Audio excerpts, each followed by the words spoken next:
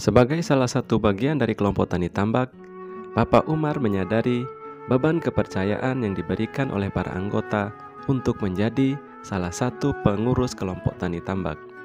Maka berkewajiban untuk selalu membimbing dan memberi contoh kepada para anggota tentang bagaimana cara membudidayakan komoditi yang dipelihara di dalam tambak agar mendapatkan hasil panen yang setinggi-tingginya dengan biaya produksi atau modal yang serendah-rendahnya, sehingga keuntungan yang diperoleh pun menjadi maksimal.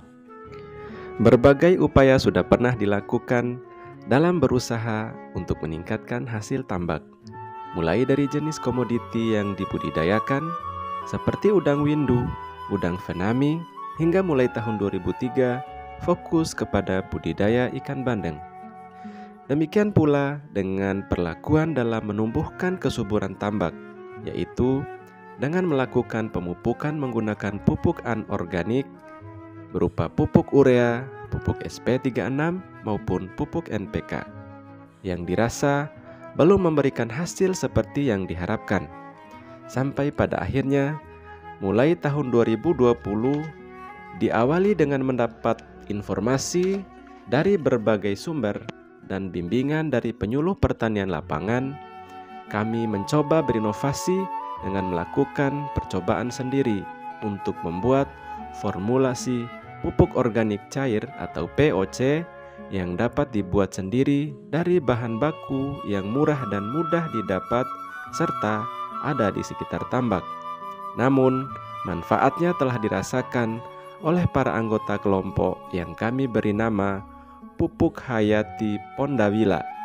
Bahkan mulai tahun 2021, sebagian besar anggota kelompok tani tambak Doromangge sudah tidak menggunakan pupuk anorganik lagi, tetapi murni hanya menggunakan pupuk Hayati Pondawila yang dibuat dan dihasilkan sendiri, serta bertekad bahwa suatu saat kelompok tani tambak Doromangge dapat mempunyai moto "Selamat tinggal pupuk anorganik" dan "Selamat datang pupuk Hayati Pondawila buatan sendiri", yang sampai saat ini dan untuk selamanya akan tetap dilakukan.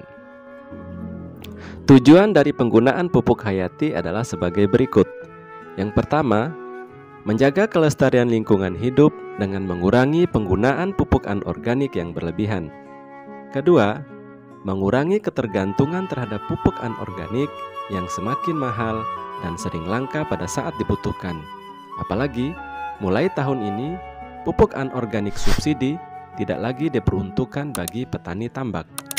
Ketiga, mengurangi biaya produksi sehingga keuntungan usaha yang diperoleh semakin meningkat. Keempat, meningkatkan kesejahteraan anggota kelompok dan keluarganya. Para sahabat, adapun cara pembuatan pupuk organik Pondawila ini sangatlah sederhana sebagaimana para sahabat melihat dalam visual video ini.